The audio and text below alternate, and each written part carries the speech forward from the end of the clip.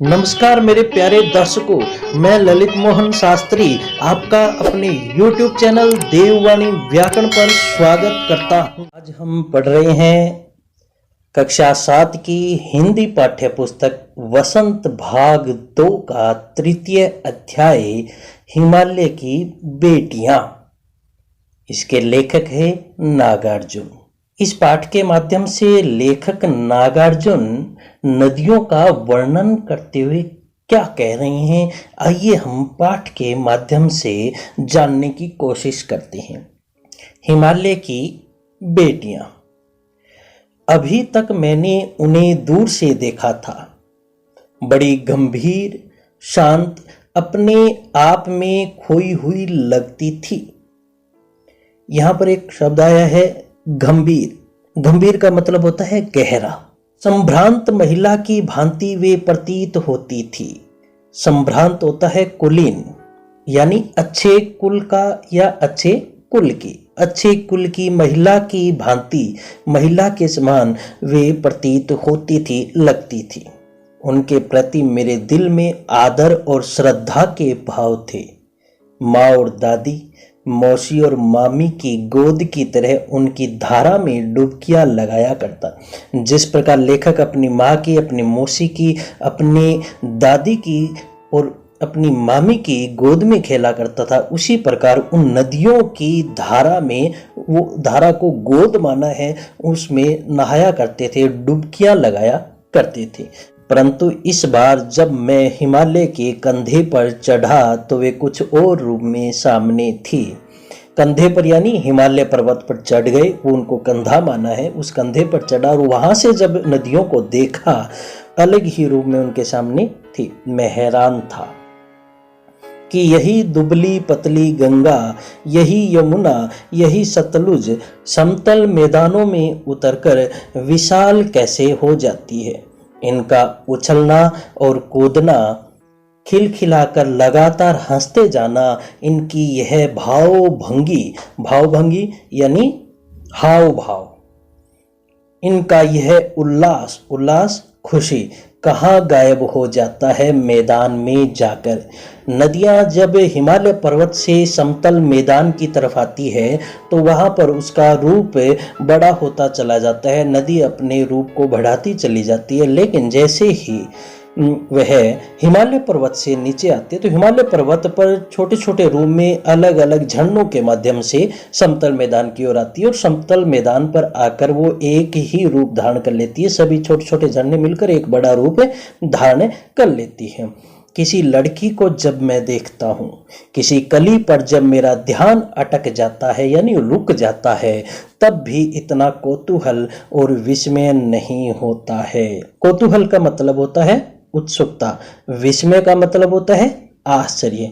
जितना कि इन बेटियों की बाल लीला देखकर, बचपन में खेले गए उन खेल को देखकर बात की है कि जितना कि इन बेटियों की बाल लीला देखकर कहाँ ये भागी जा रही है। वह कौन लक्ष्य है जिसने इन्हें बेचैन कर रखा है, यानी दुखी कर रखा है। अपने महान पिता का विराट प्रेम पाकर भी अगर इनका हृदय अतृप्ति है, विराट होता है बहुत बड़ा, विराट का मतलब बहुत बड़ा, अत्यंत विशाल भी कह सकते हैं। अगर इनका हृदय अतृप्त है, अतृप्त का मतलब होता है असंतुष्ट, तो वह कौन होगा जो इनकी प्यास मिटा सकेगा। लेखक कह रहे हैं कि अपने पिता हिमालय के अत्यंत विशाल प्रेम को पाकर भी यदि इनका जो हृदय है वो असंतुष्ट है, तो वह कौन होगा जो इनकी प्यास को मिटा देगा, इनकी जो असंतुष्टि है उसको संतुष्टि में बदल देगा। बर्फ जली नंगी पहाड़ियां, छोटे छोटे पौधों से भरी घाटियां, बंधुर आदित्यकाएं।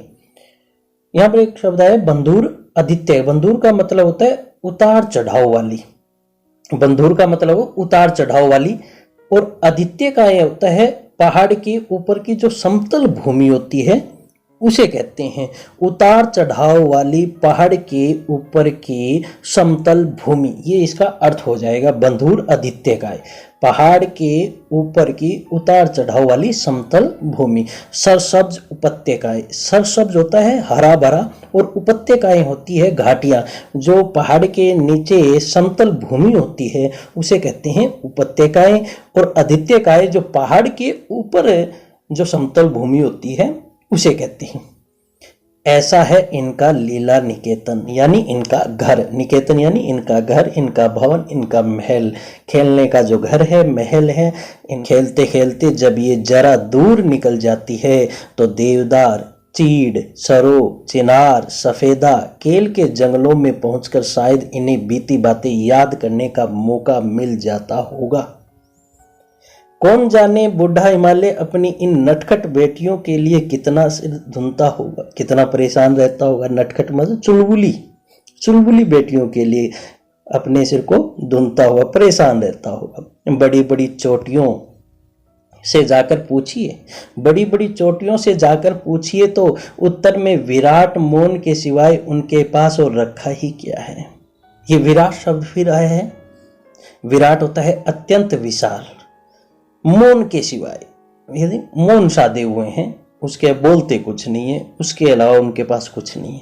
सिंधु और ब्रह्मपुत्र, ये दो ऐसे नाम हैं जिनके सुनते ही रावी, सतलुज, व्यास, चनाब, झेलम, काबुल, कपिसा, गंगा, यमुना, सरयू, गंडक, कोसी आदि हिमालय की छोटी बड़ी सभी बेटियां आंखों के सामने नाचने लगती है। ये सभी नदियों के नाम है, नदियों का वर्णन किया है। उन सभी नदियां हिमालय पर्वत से निकलती है, जन्म होता है इनका, इसलिए इन्हें हिमालय की बेटियां कहा है लेखक ने। वास्तव में सिंधु और ब्रह्मपुत्र स्वयं कुछ नहीं है। कहा है कि सिंधु और ब्रह्मपुत्र है, वो खुद कुछ नहीं है। दयालु हिमालय के पिघले हुए दिल की एक एक बूंद न जाने कब से इकट्ठा होकर इन दो महानदों के रूप में समुद्र की ओर प्रवाहित तो होती रहती है। प्रवाहित होना, बहना। कितना सौभाग्यशाली है वह समुद्र जिसे पर्वतराज हिमालय की इन दो बेटियों का हाथ पकड़ने का श्रेय मिला है। श्रेय यानी कल्याण या भला। जिन्होंने मैदानों में ही इन नदियों को देखा होगा, समतल भूमि पर जिन लोगों ने नदियों को देखा है बहते हुए, उनके ख्याल में शायद ही यह बात आ सके कि बूढ़े हिमालय की गोद में बचिया बनकर ये कैसे खेला करती है। कि हिमालय पर्वत पर जब इन नदियों का जन्म होता है तो वहां पर कैसे ये उछल कूद करती है। वो तो संभ्रांत और शांत महिला की भांति समतल मैदान पर नदियों को आराम से बहते हुए देखा है। उन्होंने इनको उछलते कूदते नहीं देखा है। यदि उछलते कूदते देखना है तो हमें हिमालय पर्वत पर जाना पड़ेगा। माँ बाप की गोद में नंग धड़ंग होकर खेलने वाली इन बालिकाओं का रूप पहाड़ी आदमियों के लिए आकर्षक भले न हो, क्योंकि वो लोग वहां पहाड़ पर ही रहते हैं। उनके लिए कुछ विशेष नहीं है, वो प्रतिदिन इनको देखते हैं, उनके लिए कुछ ये विशेष नहीं है।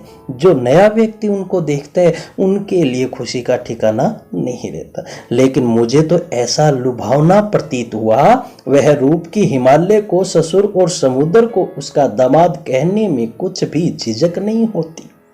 पाठ में कालिदास का वर्णन हुआ है। आपको बता दूं कि संस्कृत में कालिदास को कवि कुलगुरु के नाम से जाना जाता है।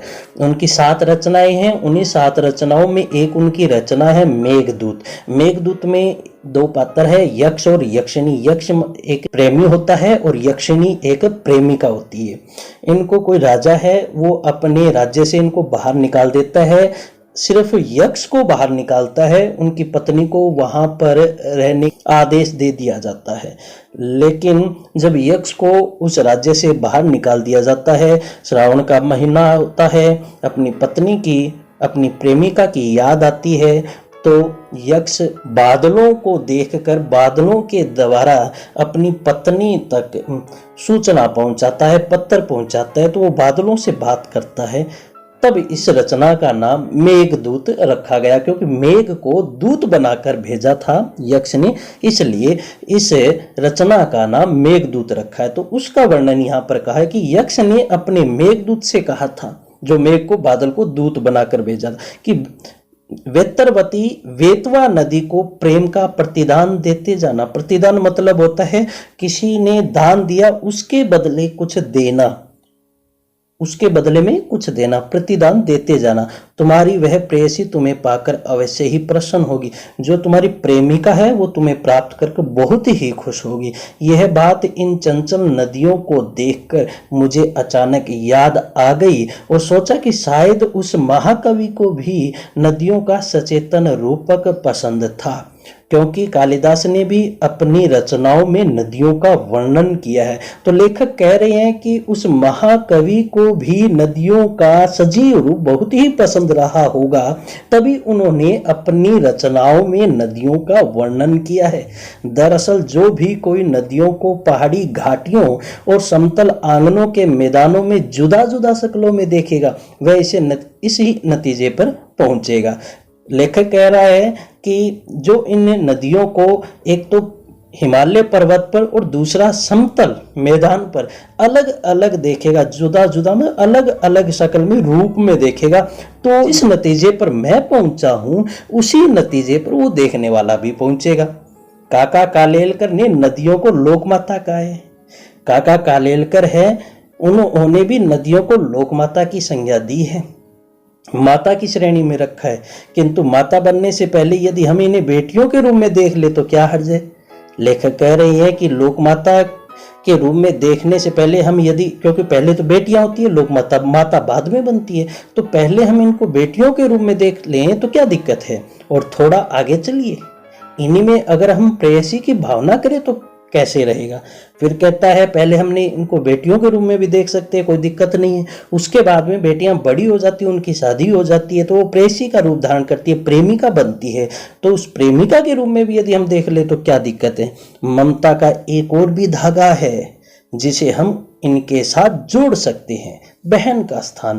कहते हैं हम बहन की श्रेणी में भी रख सकते हैं, बहन के रूप में भी हम नदियों को देख सकते। कितने कवियों ने इन नदियों को दिया है, बहन का स्थान भी बहुत से कवियों ने इन नदियों को दिया है।